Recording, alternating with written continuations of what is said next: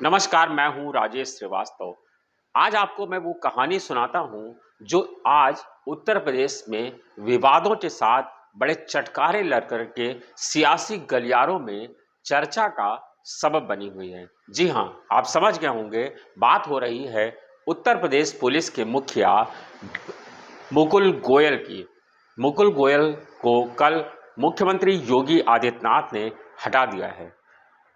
सवाल ये नहीं है कि डीजीपी को हटाया गया है और डीजीपी को हटाने की इतनी बड़ी सुर्खियां नहीं हो सकती जितनी मैं आपको बताने जा रहा हूं। ये उत्तर प्रदेश के इतिहास में नहीं, शायद देश के इतिहास में पहला मौका है जब किसी प्रदेश के मुखिया को अकर्मण्य, नाकारा और काम ना करने वाला, शासन के साथ बेरुखी बरतने वाले जैसे आरोप लगाए गए हैं और ऐसा कह करके डीजीपी मुकुल गोयल को उनके पद से हटा करके अब उन्हें दूसरी जगह पर अटैच कर दिया गया है। नागरिक सुरक्षा सेल में उन्हें डीजी बना दिया गया है, जहां वो अब वो कामकाज देखेंगे। मुकुल गोयल अभी फिलहाल फरवरी 2024 तक उनका कार्यकाल था। वह फरवरी 2024 तक सेवा में हैं। 87 बैच के आईपीएस अफसर मुकुल गोयल आज पहली बार चर्चा में नहीं आए हैं। वह जब से हैं तब से विवादों के बीच में ही रहते हैं। लेकिन आज जो मैं सवाल उठाने जा रहा हूं, ये सवाल सिर्फ मुकुल गोयल के लिए नहीं है। सवाल उत्तर प्रदेश पुलिस पर है कि जब 87 बैच के आईपीएस अफसर मुकुल गोयल को पिछले वर्ष यहां डीजीपी बना करके लाया गया था, जब वो केंद्र में एडीजी के पद पर प्रतिनियुक्ति पर थे, तो क्या उनके बारे में जानकारी नहीं जुटाई गई थी? क्या उनके बारे में उत्तर प्रदेश का खुफिया तंत्र फेल हो गया था कि किस तरह से डीजीपी को के पद पर मुकुल गोयल की तैनाती की गई? आपको मालूम होगा कि डीजीपी मुकुल गोयल मुलायम सरकार में एडीजी कानून व्यवस्था रह चुके हैं। उन पर तमाम सारे आरोप लगाए थे। उन पर पुलिस भर्ती घोटाले में भी तमाम गंभीर आरोप चस्पा हैं, जिसकी जांच अभी तक चल रही है। जब वो डीजीपी बनाए गए तब भी इस बात की सुर्खियां मीडिया में आई थी, लेकिन सरकार ने तब तमाम चीज़ों को दरकिनार कर दिया और हमारे मीडिया के साथियों का ये एक व्यवहार हो गया है आजकल कि जब सरकार किसी चीज़ को नहीं पसंद करती है तो हम लोग उसकी खबरों को साया करना और उसको सामने लाना में भी अपनी शिथिलता बरतते हैं। लेकिन तब कुछ समूहों में कुछ पत्रकार लोगों ने इस तरह की आवाज़ें उठाई थी कि उन पर गंभीर आरोप चस्पा हैं, लेकिन उसको सबको दरकिनार करते हुए मुकुल गोयल को उत्तर प्रदेश का डीजीपी की कुर्सी थमा दी गई थी। डीजीपी मुकुल गोयल जब आए उसके बाद से शायद ही किसी ने उन्हें बहुत सक्रियता के साथ देखा होगा। शायद ही उनकी खबरें देश के किसी भी अखबार में पहले पन्ने पर प्रकाशित हुई, सिवाय उस दिन जब वो डीजीपी बने थे। इसके अलावा कभी वो पहले पन्ने या अखबार की किसी भी पन्ने की सुर्खी बनने के लिए तरस गए थे। डीजीपी मुकुल गोयल का सारा कामकाज यूं कहें तो एडीजी एलओ यानी प्रशांत कुमार ही देख रहे थे। जब भी कोई घटना होती, जब भी उत्तर प्रदेश में कोई बड़ा घटनाक्रम होता, कोई बड़ा खुलासा होता, कोई आतंकवादी घटना होती, तो बड़ी मूछ वाले प्रशांत कुमार ही हमारे सामने आ जाते थे और वही सारी चीज़ों की ब्रीफिंग करते थे, वही मुख्यमंत्री की बैठक में जाते थे। हर समय डीजीपी के बजाय हम जब भी देखते थे पुलिस के रूप में, तो हमारे सामने पुलिस के आला अधिकारी के रूप में प्रशांत कुमार ही आते थे।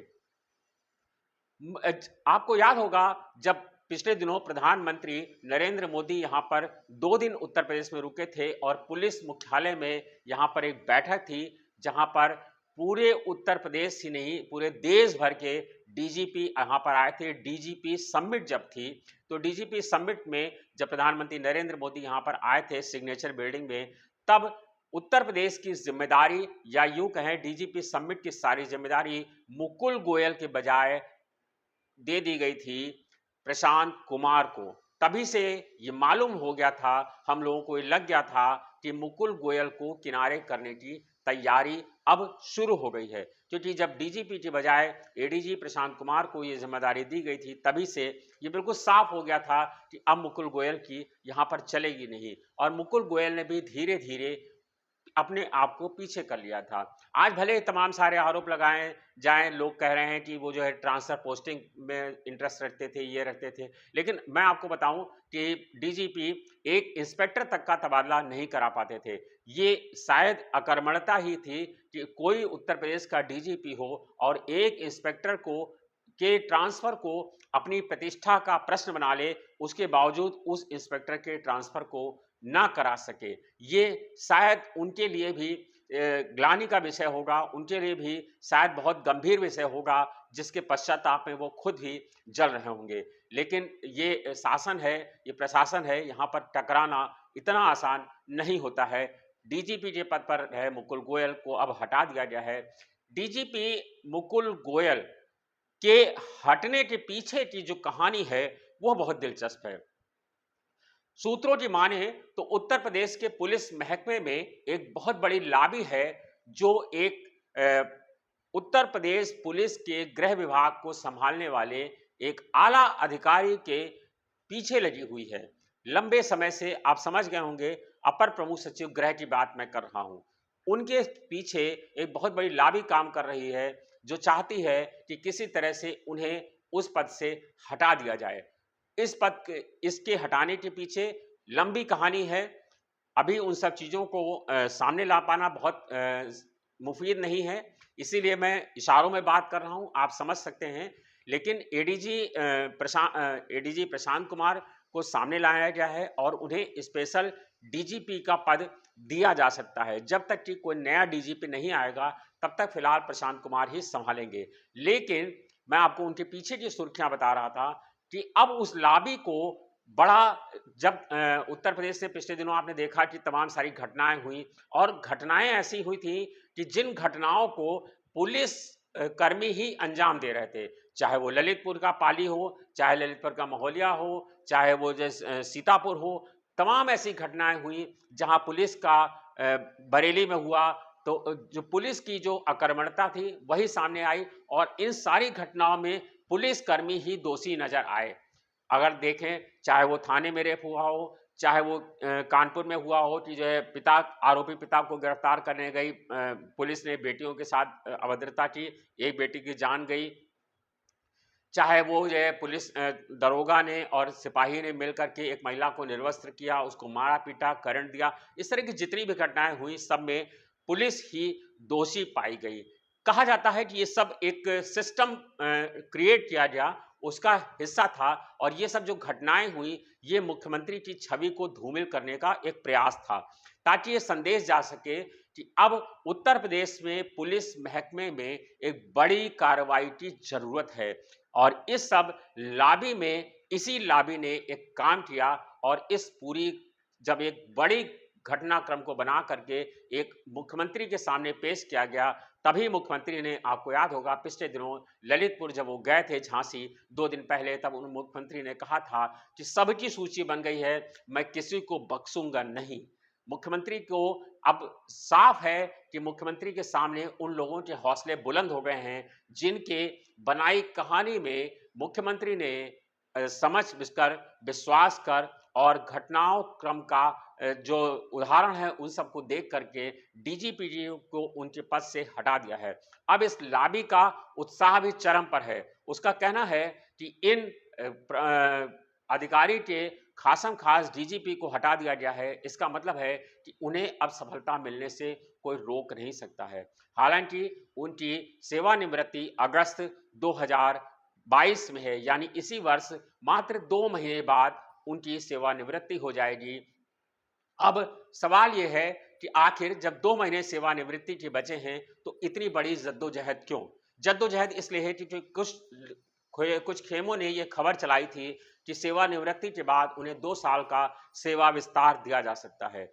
इस सेवा विस्तार पर ग्रहण लगाने के लिए और सेवानिवृत्ति से पहले कोशिश यह है कि उनके इस पद से हटा दिया जाए, लेकिन वह भी मुख्यमंत्री के बेहद करीबी हैं, मुख्यमंत्री के साथ गोरखपुर में रह चुके हैं, तमाम सारे उनके सीधे संबंध हैं, उनकी कर्तव्य निष्ठा पर, उनकी एक निष्ठा पर कोई तरह का संशय नहीं है।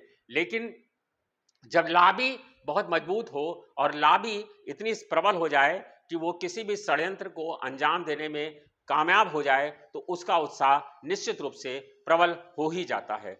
अब चूंकि जो है हटा दिया गया है डीजीपी को और प्रशांत कुमार ही सारी चीजों को देख रहे हैं। अब नए ड्रेस में भी तमाम सारे लोग लगे हुए हैं। अब देखना यह है कि उत्तर प्रदेश का डीजीपी कौन बनेगा। डीजीपी को हटाना बड़ा घटनाक्रम नहीं है, लेकिन डीजीपी को दरोगा की तरह हटा देना, डीजीपी को इंस्पेक्टर की तरह हटा देना, डीजीपी को किसी जिले के कप्तान की तरह यह कह करके हटा देना कि वो अकर्मण्य है, काम नहीं कर पा रहा है, शासन के साथ अनदेखी कर रहा है, ये सब आरोप जिस तरह से लगे हैं वो निश्चित रूप से मुकुल गोयल को आहत करने वाले हैं। मुकुल गोयल की कार्यक्षमता पर तो हालांकि पहले से ही सवाल थे, लेकिन जिस तरह का आरोप उन पर चस्पा हुआ है वो उनकी पूरी सेवा काल पर ही एक काला ग्रहण बन करके उभरा है। अब देखना यह होगा कि वो इस ग्रहण से कैसे छुट्टी पाते हैं। अब उनके पास भी बहुत समय नहीं है, 2 साल का समय है और 2 साल में अब उनके सामने सरकार यही रहने वाली है, यानी उनका पूरा सेवा काल मुख्यमंत्री योगी आदित्यनाथ के साथ ही रहने वाला है। और जब वो डीजीपी पद से हटाए गए हैं तो अब उनके सामने बहुत कुछ करने का मौका नहीं है। कहा तो यही जाता है कि जब कोई अधिकारी डीजीपी के पद पर लाया जाता है तो वहीं से उसकी सेवानिवृत्ति हो जाती है, क्योंकि अधिकतर ऐसे समय ही डीजीपीओ को लाया जाता है, जो पुलिस महानिदेशक के पद पर लाया जाता है उन अधिकारियों को जिनका सेवा काल ही 2 या 3 या 1 या 6 महीने 8 महीने इस तरह का रह जाता है। लेकिन मुकुल गोयल के पास लंबा समय था, माना जा रहा था मुकुल गोयल अच्छा काम करेंगे, मुकुल गोयल अपनी उपलब्धियां हासिल करेंगे। लेकिन मुकुल गोयल जिस तरह से शासन से बेरुखी रखे थे, वह किसी भी मामले पर सामने नहीं आते थे। कोई बैठक होती थी मुख्यमंत्री की तो वो उसमें नहीं दिखाई पड़ते थे। कोई बड़ा पुलिस का खुलासा होता था तब भी डीजीपी सामने नहीं आते थे। बड़ी से बड़ी घटना हो जाए, पाली घटना हो जाए, ललितपुर की घटना हो जाए, कानपुर की घटना हो जाए, तब भी वो सामने नहीं आए। पिछले दिनों एक आतंकवादी घटना में कुछ लोग पकड़े गए, उसमें भी डीजीपी सामने नहीं आए। तो जब इस तरह की घटनाएं हो तब साफ हो जाता है कि डीजीपी को किनारे करने की जो साजिश रची गई थी, साजिश रचने वाले उसमें पूरी तरह से कामयाब हो गए हैं। और अब ये तय हो गया है कि डीजीपी के पद से जिस